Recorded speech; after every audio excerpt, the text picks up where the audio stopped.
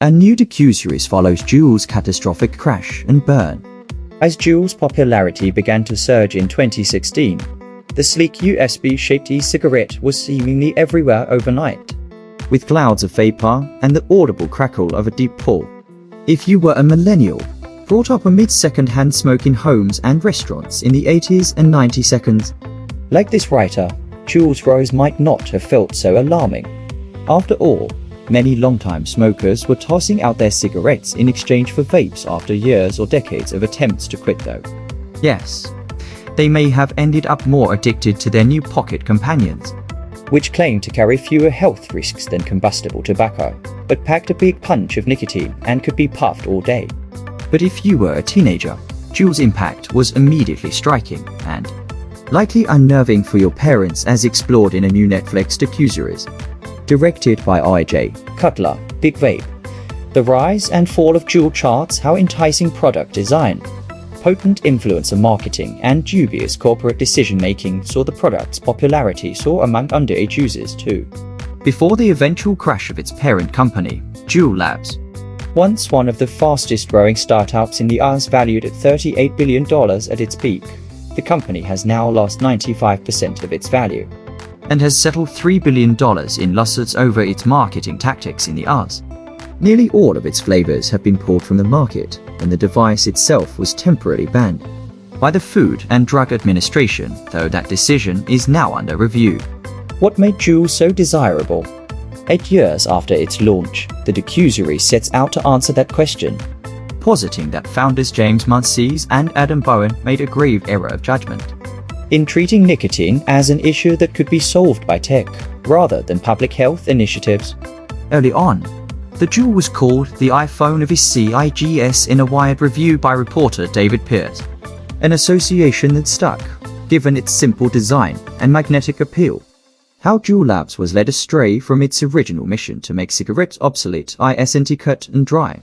Though Pierce said of the company in Big Vape that their goal was not to make people quit smoking. Their goal was to make people start juuling. Murky motives. Juul's splashy, aspirational launch campaign promoted the device as a must-have for 20-somethings, and echoed classic and long-banned cigarette campaigns. As Big Vape points out, James and Adam really wanted Juul to be seen as a luxurious, sophisticated product that people would not be embarrassed to use, unlike some vaping products which had been seen as dorky and uncool, said Jamie Dutcham, author of the book that the docuseries was based on in Big Vape. But Juul's vaporized campaign, shown larger than life in Times Square and at pop-ups in cities across the US, seemed to fall flat at first.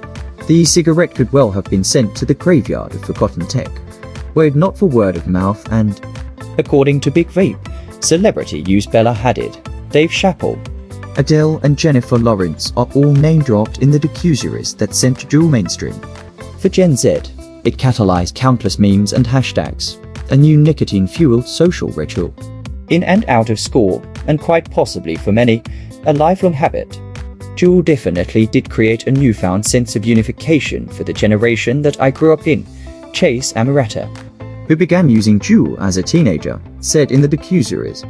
Over the past years, Juul Labs has committed to resetting its relationship with our stakeholders and re-earning trust, a company spokesperson said in a statement emailed to CNN when asked for comment on the docuseries, noting that underage use, that is, by people aged under 21 of Juul products, has dropped by 95%. To the extent that this documentary captures their journey, we hope it can help advance a more balanced public dialogue about the opportunity for tobacco harm reduction through effective alternatives like Juul products, the spokesperson continued. Big Vape neither neatly ties up Juul's troubles nor addresses the company's motives.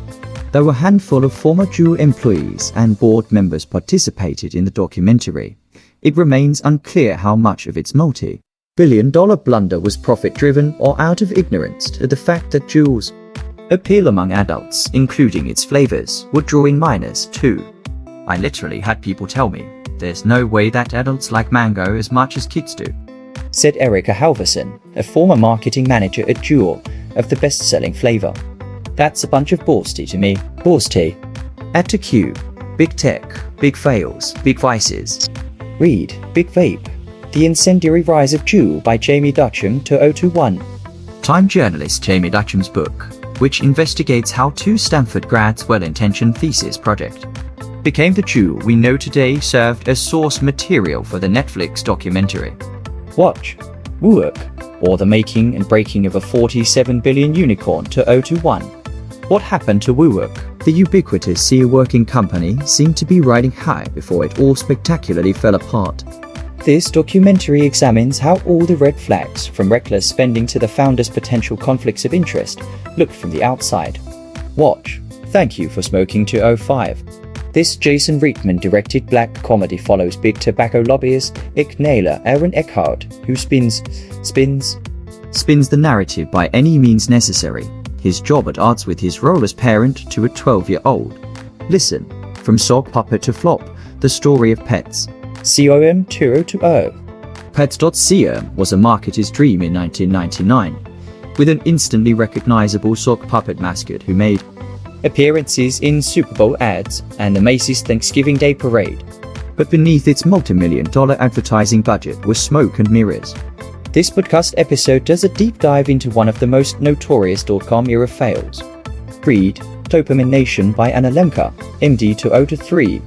We're living in an age of access to constant pleasure hits, from traditional vices to our always-on phones and feeds, argues neuroscientist Dr. Anna Lemke, whose new book explains how to strike a deal with the reward-seeking parts of our brain for a more balanced life.